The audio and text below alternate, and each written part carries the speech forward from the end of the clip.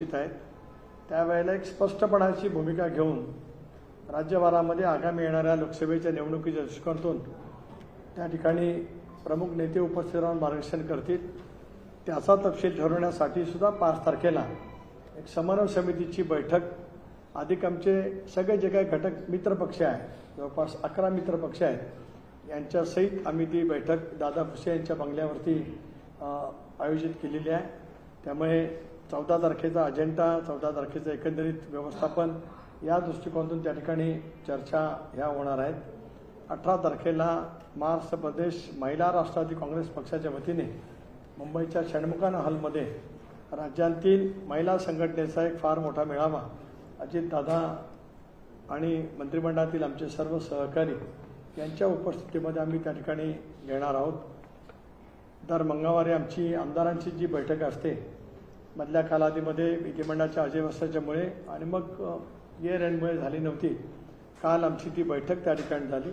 बहुतांश आमदार त्या ठिकाणी उपस्थित होते आणि आम्ही हेही नक्की त्या ठिकाणी केलेलं आहे की जानेवारी महिन्यामध्ये आणि फेब्रुवारी महिन्याच्या 3ऱ्या आठवड्यापर्यंत आमच्या विधानसभा मतदारसंघातील आमदारांच्या मतदारसंघात अजितदादा आणि मी आणि आमचे इतर महत्त्वाचे नेते यांचे संयुक्त दौरे आयोजित करण्याचं सुद्धा आम्ही त्या ठिकाणी निर्धारित केलेलं आहे।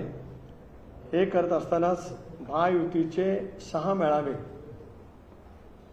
मुंबई, पुणे, नाशिक, छत्रपती संभाजीनगर, अमरावती आणि नागपूर हे जे काही 6 महसुली विभाग आहेत त्यामध्ये सुद्धा जे काही माननीय मुख्यमंत्री आणि दोन्ही उपमुख्यमंत्री यांच्याजवळ चर्चा करून आम्ही निश्चित केलेले आहेत ते सुद्धा फेब्रुवारीच्या 3ऱ्या आठवड्यापर्यंत 6 मोठे मेळावे त्या ठिकाणी घेतले जाणार आहेत। आणि त्याच्यानंतर मार्च महिन्याच्या आसपास कारण 14 आणि 19चं जे माहिती आहे ते कारण मी स्वतः दोन्ही वेळेला निवडणुका लढवल्या असल्यामुळे त्याच्या आसपास त्यावेळेला लोकसभेच्या निवडणुका घोषित होत असतात। 5 वर्षे त्यावेळेला जवळपास पूर्ण होत असतात। संबंध देशभरामध्ये 7 टप्प्यामध्ये त्या निवडणुका होत असल्यामुळे जवळपास त्यावेळेला त्या निवडणुका घोषित होत असतात आणि त्याच्या अनुषंगाने मग पुढचे कार्यक्रम त्या ठिकाणी हे घेतले जातील। जागा वाटपाच्या संदर्भात सकाळी बावनकुळेजींनी सांगितल्याप्रमाणे कदाचित हे 14 तारखेचे आमचे मेळावे संपल्याच्यानंतर राज्यातील तिन्ही पक्षाचे प्रमुख नेते आणि मग घटक पक्ष यांच्या समेत त्या संदर्भातली चर्चा त्या ठिकाणी सुरू होऊ शकते आहे। परंतु आज एकंदरीत विविध सेलच्या नियुक्तीच्या निमित्ताने जे एकंदरीत कार्यकर्त्यांचा उत्साह त्या ठिकाणी पाहायला मिळाला मला सांगायला नक्कीच आनंद वाटतो, अभिमान वाटतो की 30 आणि 1 कर्जतला आम्ही जे काही वैचारिक शिबिर मंथन त्या ठिकाणी घेतलं एक पक्षाची स्पष्टपणाची भूमिका आम्ही महाराष्ट्रातल्या जनतेच्या समोर मांडली।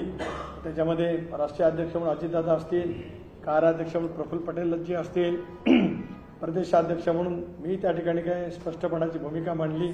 राष्ट्रीय कार्यकारिणीच्या विस्तारित बैठकीमध्ये सुद्धा आम्ही आमचा आगामी येणारा संबंध कालखंडातला अजेंडा त्या ठिकाणी सेट केला।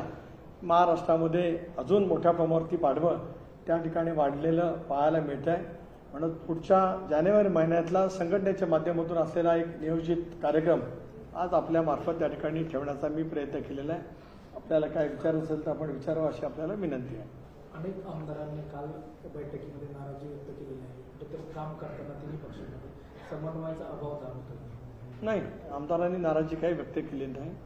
आमदारांच्या समोर आम्ही 14 तारखेचा कार्यक्रम त्या ठिकाणी ठेवला आणि राज्यभरातल्या तिन्ही पक्षाच्या बैठकीला तिन्ही पक्षाचे आमदार, खासदार, राज्यसभा, विधान परिषद सदस्य हे उपस्थित राहणार आहे। जयंत पाटलांनी अमोल कोल्हेच्या बाबतीत एक विधान केले की अमोल कोल्हेंनी शिवरायांचा इतिहास हा घराघरात पोहोचवला मात्र त्यांना पाडण्याची भाषा केली जाते, पक्ष त्यांच्या मागे आहे अशा पद्धतीचा एक तुला त्यांनी अजित पवारांना लगावे। असं आहे की राजकीय दृष्ट्या ज्या वेळेला एखाद्या निवडणुकीची उमेदवारी होत असते त्यावेळेला कोणी काय एखाद्या वाहिनीच्या मार्फत किंवा एखाद्या मालिकेच्या मार्फत भूमिका जनतेपर्यंत पोहोचवली हा विषय त्याच्याशी निगडीत येत नाही। अमोल कोल्हेने छत्रपती शिवाजी महाराजांची, छत्रपती संभाजी महाराजांची भूमिका महाराष्ट्रामध्ये एका वेगवेगळ्या मालिकेच्या मार्फत नेली याच्याबद्दल कोणाच्या मनात दुमत असं काही कारण नाही।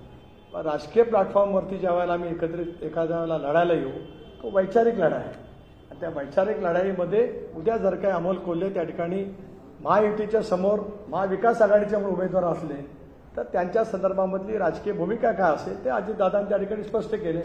मला असं वाटतं याला वेगळा भावनिक रंग देणं याचा अर्थ वैचारिकदृष्ट्या ते पराभूत झालेत असं कबुली देणं आहे असं मी स्पष्टपणे त्या ठिकाणी मानतोय. साधारणतः किती जागा लढवणार?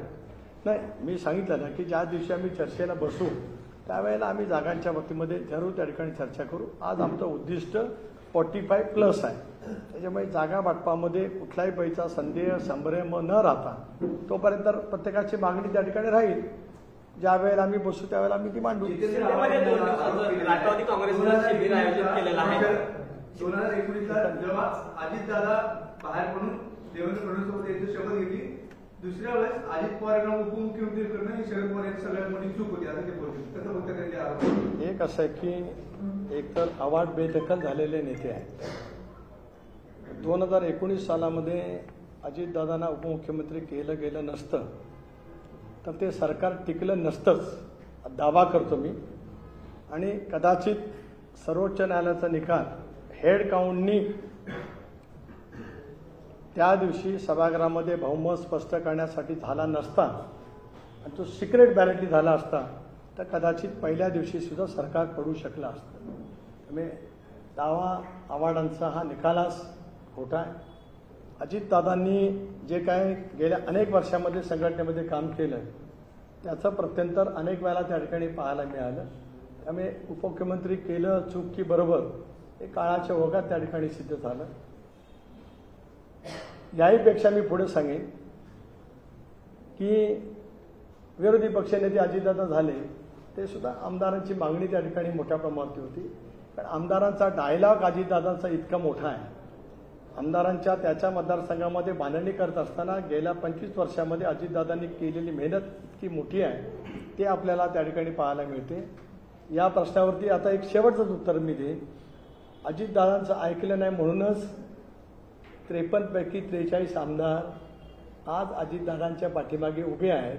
त्यामुळे त्यांचं सामर्थ्य संघटनेतलं काय आहे, विधिमंडळातलं सामर्थ्य काय आहे, झारखंडचे 1 आमदार, नागालँडचे 7 आमदार त्यांच्या पाठीमागे उभे आहेत. त्यांची ताकद आता स्पष्ट झालेली आहे.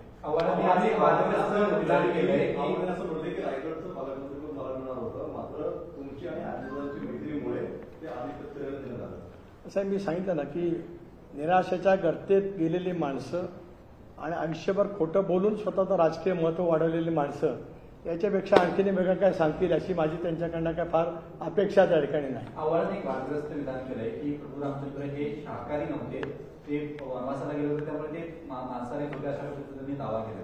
त्याचं उत्तर हे देतील काहीतरी. तटकरे साहेब काय सांगाल? सर तटकरे साहेब काय सांगाल महानंद दूध संघाच्या बाबतीत जी काही 2 दिवसापासून चर्चा होते त्या संदर्भात काय सांगाल? अजित पवार सत्तेमध्ये सहभागी झाल्यानंतर एनसीडीटी मार्फत राज्यातील 5 सहकारी साखर कारखान्यांना हजारो कोटी रुपयाची मदत केली. मात्र महानंद दूध संघाच्या बाबतीत हा निर्णय का झाला नाही? आपल्या पक्षाची याबाबत भूमिका काय आहे? एक असं आहे की आपण थोडंसं अपुऱ्या माहितीवरती या ठिकाणी विधान करतात.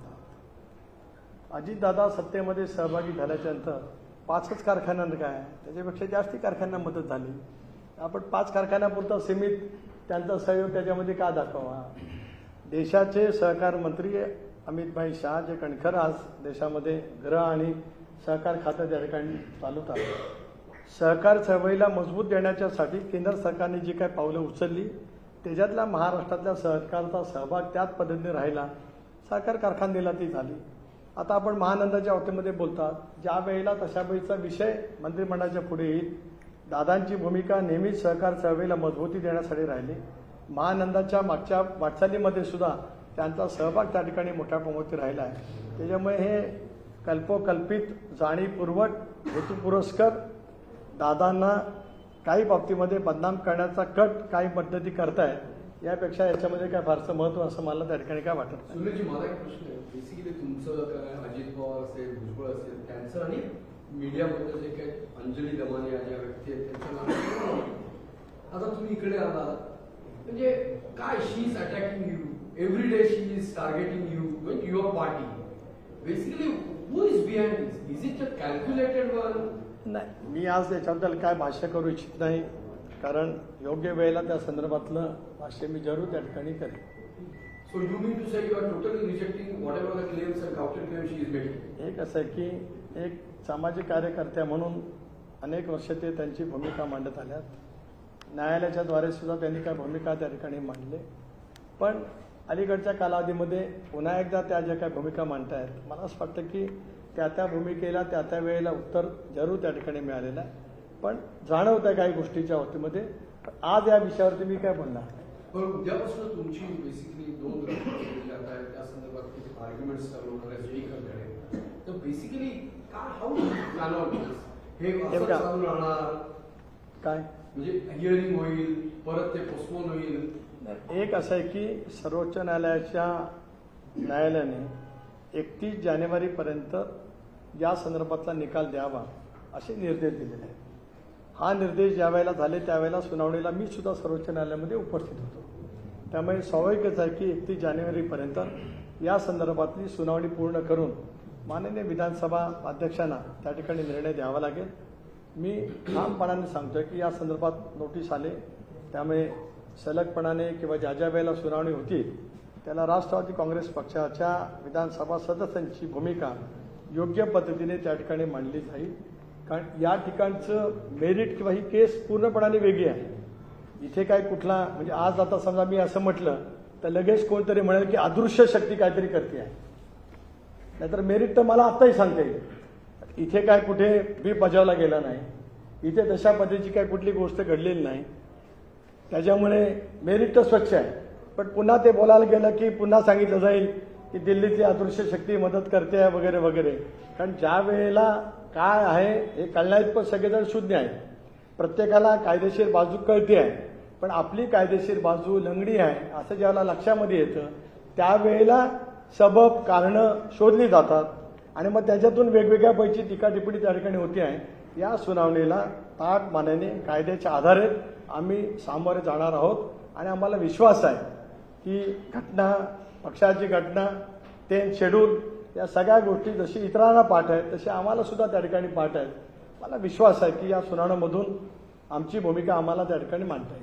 पीएपी घोटाळ्याच्या बाबतीत किरीट सोमय्या यांनी आज शरद पवारांच्या परिवारावरती आरोप केले आहेत. स्वतः पवार यांची चोरडिया बिल्डर यांच्यासोबत करार आहे अशा पद्धतीचा त्यांनी आरोप केलेला आहे. मला माहित नाही विषय. शिर्डीमध्ये जे काही आज शिबिर होतं त्या शिबिराला रोहित पवार हे गैरहजर होते, कसं पाहता? त्याच्याबद्दल ते सांगतील. आता कारण ते काय झालंय की त्यांनी आता मधल्या कालावधीमध्ये एक संघर्ष यात्रा, पदयात्रा संबंध महाराष्ट्रामध्ये काढली.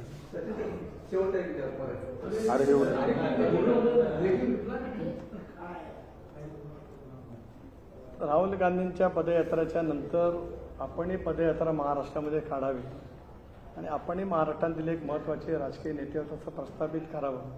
या कारणासाठी काढलेल्या संघर्ष यात्रेला राहुल गांधींच्या पदयात्रेच्या पेक्षा कितीतरी अधिकपट अभूतपूर्व प्रतिसाद मिळाला असल्यामुळे कदाचित ते विश्रांतीला गेले असतील. म्हणून कदाचित त्यांनी कालचं किंवा आजचं उद्याचं जे महत्त्वाचं शिबिर आहे त्यापासून ते कदाचित बाजूला घेतले असतील. कारण त्यांना जाणवलं असेल की या संबंध संघर्ष यात्रेमध्ये अभूतपूर्व प्रतिसाद मिळाल्यामुळे शिबिरापेक्षा ऐतिहासिक कामगिरी त्यांच्या हातून घडलेली असल्यामुळे पक्ष संघटनेकडे आज लक्ष देण्याची कदाचित त्यांना गरज भासली नसेल असं वाटतं. यापेक्षा वेगळं काही नाही. पण 22 तारखेला तुम्ही रामाचं सगळं करणार तुमच्या पक्षात तुम्ही शाहू आंबेडकर फुले वगैरे. एक असं आहे की शाहू फुले आंबेडकरांची विचारधारा, धर्मनिरपेक्ष विचारधारा आणि राम मंदिराचं दर्शन घेणं त्याच्यात काही वेगळं गल्लत आहे असं मला स्वतःला काय वाटतं. मी फक्त म्हणजे तुमच्या पक्षातर्फे होणार नाही. कसं आहे, आपण शाहू फुले आंबेडकरांना कोट करून आपण दर्शनाचं मला विचारलं. पण मी सांगतो की त्याचा आणि याच्याशी कुठे काय फारकत देऊ शकते, काही नाही ना. आम्ही सगळेजण आस्तिकी आहोत. श्रद्धाही आमच्याकडे अंधश्रद्धा नाही, श्रद्धाही आहे. प्रत्येकाची श्रद्धा असतेच ना. नाहीतरी पंढरीच्या विठ्ठलाचं दर्शन घेण्यासाठी आपण सगळेजण जातोच. सगळेजण स्वतःला धर्मनिरपेक्ष विचाराचे म्हणणारे सुद्धा नेते अनेक वेळेला त्या ठिकाणी जातात. मग त्यावेळेला कुठे शाहू फुले आंबेडकरांच्या विचाराची फारकत घेतलं असं म्हटलं जातं. तर उद्या राम मंदिराच्या निमित्ताने दर्शन घेण्यासाठी कोण गेलं म्हणजे मूळ विचाराशी कुठं फारकत झाली असं मांडण्याचं काही कारण आहे असं मला स्वतःला काय त्या ठिकाणी वाटत नाही.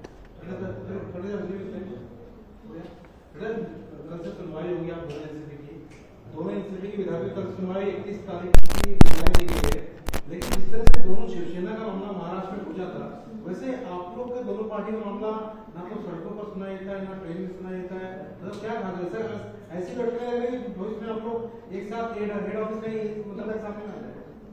देखिए, आपने जो कुछ यहाँ पे वक्तव्य किया है तो शुभकामनाएं दी है, ऐसे मुझे लगता है। हमने तो तय किया है, जब हमने कर्जत का चिंतन शिविर लिया था, हमारी ideology, line of action for the further political जो कुछ करने वाले हैं, जिस रास्ते से हम जाने वाले हैं, हमने साफ साफ निर्णय लिया है एनडीए में शामिल होने का। महायुति में, गठबंधन में हम वहाँ पे मंत्रिमंडल में शामिल हो गए हैं। इसके आगे वही लाइन, पॉलिटिकल लाइन लेकर हम आगे चलने वाले हैं। अभी इसमें जिनको शामिल होना है, we welcome for them, but our line is straight. So जो इस लाइन पे आ जाएंगे उनका हम स्वागत करते हैं, और आने वाले बहुत हैं। ये भी मैं आपके साथ थोड़ा शेयर करना चाहता हूँ। राम मंदिर का और राम का काफी चर्चा चल रही राम मंदिर की वजह से, लेकिन जितेंद्र रावत का बयान आया कि राम बहुजन थे, राम 14 साल जेल में वनवास किए, तो शाकाहारी कैसे हो सकते, मांसाहारी थे। राम भक्तों की भावना आहत होने का आरोप बीजेपी लगा रही है। देखिए, वो तो डॉक्टरेट है, डॉक्टरेट उनके पास है, जगन्मान्य इतिहासकार और सब साइंटिस्ट एक ही है। जो कुछ आप जिनका नाम ले रहे हैं वो है।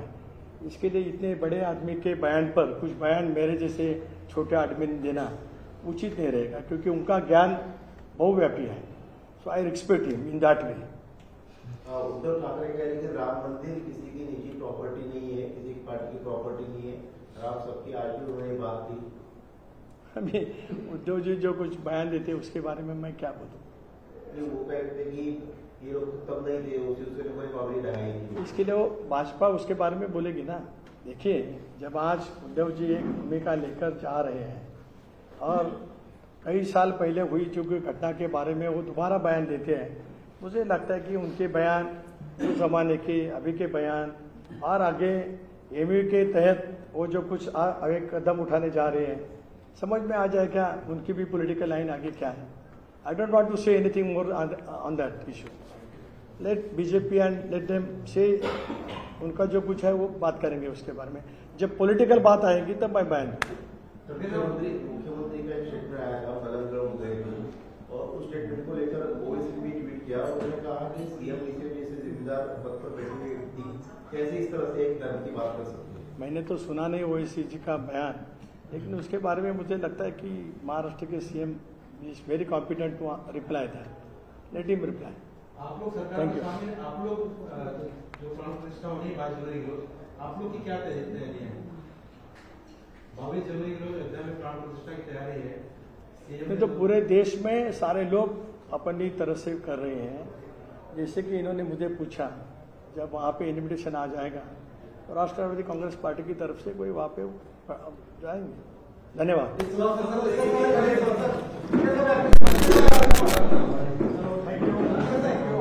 मोबाइल